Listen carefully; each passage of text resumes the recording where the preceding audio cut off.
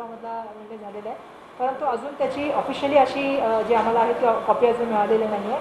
त्यामुळे ती कॉपी एकदा आम्हाला वाचू द्या आणि ती वाचल्यानंतर मग या संदर्भामध्ये काय केलं पाहिजे. पण आपल्यालासुद्धा माहिती आहे की मधल्या काळामध्ये जे आहे ते CBSEच्या जे तपासणी झाली होती, असेसमेंट झाली होती, त्याच्या संदर्भात सुद्धा सुप्रीम कोर्टाने त्याला शिक्कामोर्तब केलं होतं आणि 9वीचे जे मार्क होते ते 9वीचे मार्क हे कोविडच्या आधीचे असल्यामुळे त्यावेळी परीक्षा झाल्या होत्या आणि ते ऑथेंटिक असे मार्क होते. 10वीचे मार्क जे होते ते इंटरनल असेसमेंटच्या माध्यमातून घेतले गेलेले मार्क होते आणि त्यामुळे मला वाटतं माननीय उच्च न्यायालयाने जो निर्णय दिलेला आहे ज्याच्यामध्ये CET रद्द करण्यासंदर्भात त्यांनी बोललेलं आहे आणि इंटरनल असेसमेंट संदर्भामध्ये जे आहे ते मार्क मिळालेले आहे त्याला घेण्यासंदर्भामध्ये बोललेले. त्या संदर्भामध्ये आता आमच्याकडे जजमेंट आल्यानंतर या संदर्भामध्ये निर्णय घेण्यात येईल. परंतु मागील काळामध्ये जर मागचं वर्ष बघितलं तर 11वीच्या ॲडमिशनसाठी आम्हाला जे आहे ते डिसेंबरपर्यंत करावं लागलं आणि त्यामुळे पुढे मग जानेवारी आणि फेब्रुवारीपर्यंतच मुलांना 11वीचं जे आहे ते वर्गामध्ये अटेंड करता आलं. त्यामुळे आमची यावेळी खरं तर आम्ही हीच प्रयत्न करत होतो की यावर्षी 11वीच्या मुलांना ॲडमिशन घेत असताना लवकर ॲडमिशन करता यावं आणि त्यासाठी जे आहे ते आम्ही प्रयत्न करत होतो आणि मला वाटतं आता एकदा निर्णय प्राप्त झाल्यानंतर 11वीचं ॲडमिशन सुरू करण्यासाठी आम्ही प्रोसेस करतो. राज्य सरकारने स्थगितीसाठी प्रयत्न केले पण याचिका फेटाळली. असं आहे की माननीय सर्वोच्च न्यायालयामध्ये आम्ही CET संदर्भामध्ये बोललो होतो आणि माननीय उच्च न्यायालयाने ज्यावेळी इतर बोर्डाच्या संदर्भामध्ये विचारणा केली त्यावेळीसुद्धा आम्ही आमची भूमिका ठेवली होती. परंतु मधल्या काळामध्ये आम्ही सातत्याने सांगत होतो की मधल्या काळामध्ये मग आपल्याला माहिती आहे की कोकण असेल, पश्चिम महाराष्ट्र असेल किंवा विदर्भ असेल याच्यामध्ये पाऊस मोठ्या प्रमाणात झाला, पुराचं प्रमाण आलं. त्यामुळे काही मुलांचे असं म्हणणं होतं की आम्ही त्याच्यामध्ये लिंकमध्ये येऊन आम्ही रजिस्टर करू शकलो नाही.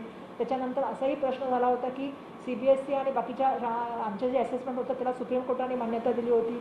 त्याच्या व्यतिरिक्त 11वीचं ॲडमिशनसुद्धा लवकरात लवकर व्हावं या दृष्टिकोनातून सुद्धा आम्ही प्रयत्न करत होतो आणि इतर बोर्डाला आम्ही ज्यावेळी विचारलं तेव्हा त्यांनी आम्हाला सांगितलं होतं की काही बोर्डांचं म्हणणं असं होतं की आमच्या मुंबईमध्ये किंवा महाराष्ट्रामध्ये आमचं ऑफिससुद्धा नाही आहे, त्यामुळे आपणच त्याच्यामध्ये पुढापणा घ्यावा SSC बोर्डाच्या माध्यमातून.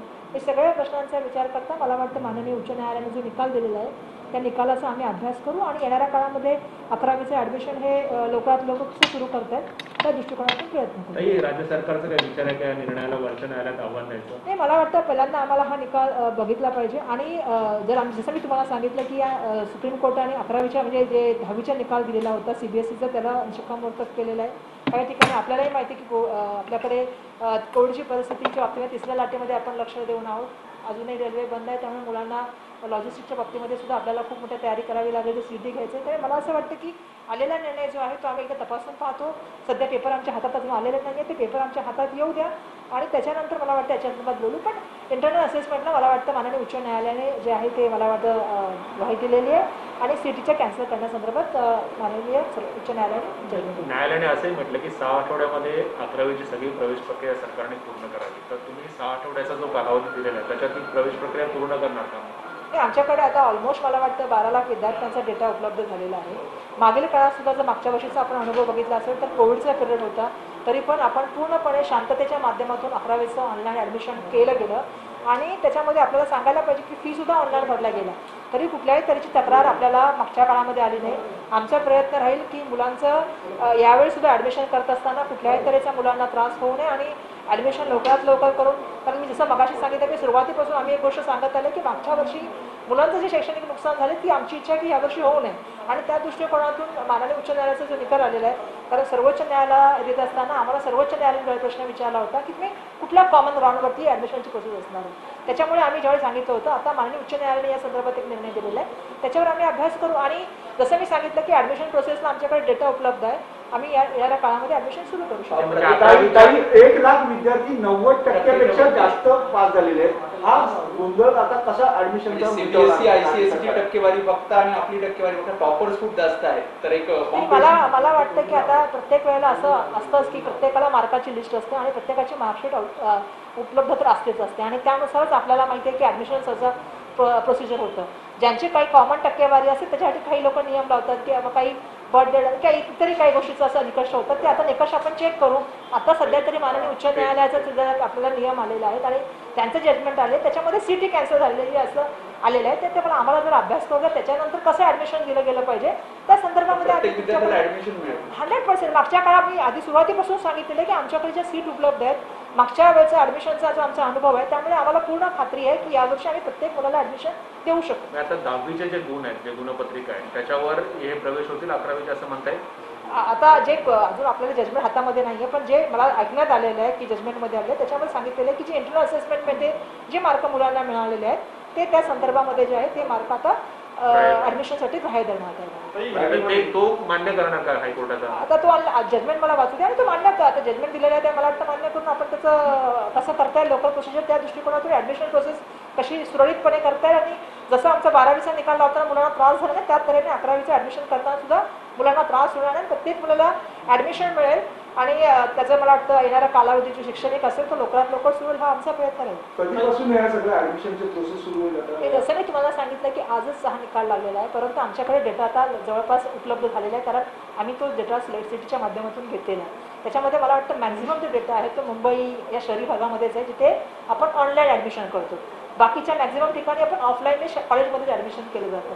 त्यामुळे मला वाटतं हे प्रोसिजर सुरू झालं तर येणाऱ्या काळामध्ये जसं आपण अपेक्षित करतो की लवकरात लवकर ॲडमिशन होईल आणि विद्यार्थ्यांना त्यांचा न्याय मिळेल असं मला वाटतं. पालक आणि विद्यार्थ्यांना काय आव्हान करणार, कारण सीईटीच्या परीक्षेसाठी त्यांनी भरपूर मेहनत घेतली होती, आता आव्हान काय करणार? बिलकुल मी हेच आव्हान करेन की बिलकुल मुलांनी खूप मेहनत घेतली होती. मुलांनी आपल्याला माहिती आहे मागील काळामध्ये कोविडच्या परिस्थितीमध्ये आपण 10वी 12वीच्या परीक्षा घेऊ नाही शकलो, परंतु मुलांनी मागच्या वर्षी सुद्धा अभ्यास केला होता. इंटरनल असेसमेंटच्या माध्यमातून मुलांना मार्क मिळाले. जसं तुम्ही सांगताय आपण सुद्धा जाणतो की यावर्षी मुलांना चांगले मार्क मिळालेले आहेत. मोठ्या प्रमाणामध्ये जसं कॉम्पिटिशन ती म्हणतात तशा ॲडमिशनसाठी जरीच असली तरी पण आपले नियम निकष असतात त्यानुसार आपण ॲडमिशन घेऊ, कारण प्रत्येक वर्षीचं प्रोसिजर आहे त्यामुळे प्रत्येक वर्षीचं प्रोसिजर ठरलेलं आहे. त्या माध्यमातून आपण प्रोसिजरच्या माध्यमातून ॲडमिशन सुरू करू. आज सिटी संदर्भामध्ये माननीय उच्च न्यायालयाने निकाल दिलेला आहे त्याच्या बाबतीमध्ये आता आमच्याकडे जेव्हा कॉपी आहे त्याचा आम्ही अभ्यास करू आणि मला वाटतं माननीय उच्च न्यायालयाने जे निकाल दिला त्याच्याबद्दल आपण अभ्यास केला पाहिजे आणि त्यांच्या निकाल स्वागतच केलं पाहिजे. काय त्याचं बघू आपण त्याच्याकडून. माननीय उच्च न्यायालय ने जो ये आज सीईटी रद्द करने का और दूसरा जो है वो इंटरनल असेसमेंट को जो है वो ग्राह्य धरने का जो निर्णय लिया है उसके ऊपर मैं इतना ही कहना चाहूँगी कि राइट ना हमारे पास अभी तक उसका रिजल्ट कॉपी नहीं आई है, जैसे आएगी उसके ऊपर हम कार्रवाई करेंगे. लेकिन आज की जो परिस्थितियाँ हैं जैसा हम पिछले साल से जानते हैं कि पिछले साल में एडमिशन के लिए लगभग दिसंबर तक एडमिशन चला, फिर 2-3 महीने बच्चों को पढ़ाई के लिए मिले. हम ये चाहते थे कि इस साल जल्द से जल्द प्रोसीजर हो और बच्चों को एडमिशन मिले और इस साल उनका कोई नुकसान नहीं होना चाहिए, हमारी कोशिश थी. साथ ही साथ 11वीं के जो थे जो 10 के जो असेसमेंट के लिए सीबीएसई के लिए कुछ लोग सुप्रीम कोर्ट में गए थे तो माननीय सर्वोच्च न्यायालय ने भी यही कहा था कि ये जो असेसमेंट किया है वो सही है. महाराष्ट्र में भी आपको पता है कई जगहों पे पूर आए थे तो बच्चों का कहना था कि हम सीटी का फॉर्म उस समय भर नहीं पाए थे. तो अलग अलग चीज़ें थी और मुझे लगता है कि आज माननीय उच्च न्यायालय का जो निकाल आया है उसके ऊपर हम बिल्कुल इसमें आगे जाएंगे और आने वाले दिनों में इंटरनल असेसमेंट के ऊपर किस तरह से एडमिशन करना चाहिए इसके ऊपर कार्रवाई होगी. विरोधकांचा आरोप आहे की हा दणका आहे शिक्षण विभागाला. मला वाटतं की आम्ही माननीय सर्वोच्च न्यायालयाला गोष्टी काही निदर्शनास आणल्या, आम्ही उच्च न्यायालयाच्या सुद्धा काही गोष्टी निदर्शनास आणल्या. मुलांच्या हितासाठी आणि मुलांच्या शैक्षणिक नुकसान होणे म्हणून शालेय शिक्षण विभाग काम करत असतो आणि त्या दृष्टिकोनातून आम्ही आमची बाजू मांडण्याचं काम केलं आणि त्याच्यामध्ये आम्ही ह्या सगळ्या परिस्थिती माननीय उच्च न्यायालयाच्या निदर्शनास आणून दिल्या की बाबा ही अशी अशी परिस्थिती नैसर्गिक क्लायमेटच्या बाबतीत सांगितलेलं आहे, कोविडच्या बाबतीत सांगितलं. आम्ही आमची जी जी गोष्ट सांगतात ती गोष्ट आम्ही न्यायालयात सांगितली आणि मला असं वाटतं की मुलांचं ॲडमिशन कसं चांगल्या रीतीने होईल याच्यावरती आपण जास्त बोलूया आणि मुलांचं शैक्षणिक नुकसान होऊ नये याच्यावरती आमचा फोकस आहे. बाकीच्या गोष्टीच्या बाबतीमध्ये विरोधक काही बोलू शकतो.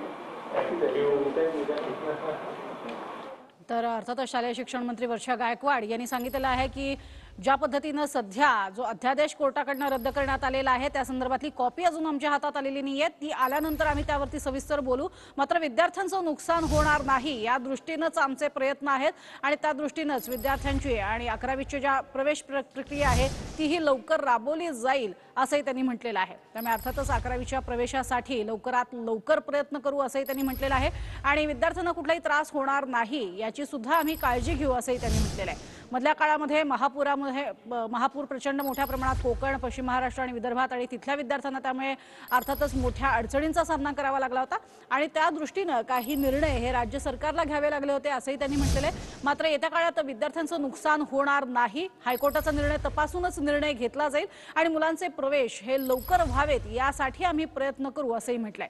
तसंच हायकोर्टाचा निर्णय हा आम्ही व्यवस्थित तपासून पाहू आणि मगच निर्णय घेऊ असंही म्हटलंय.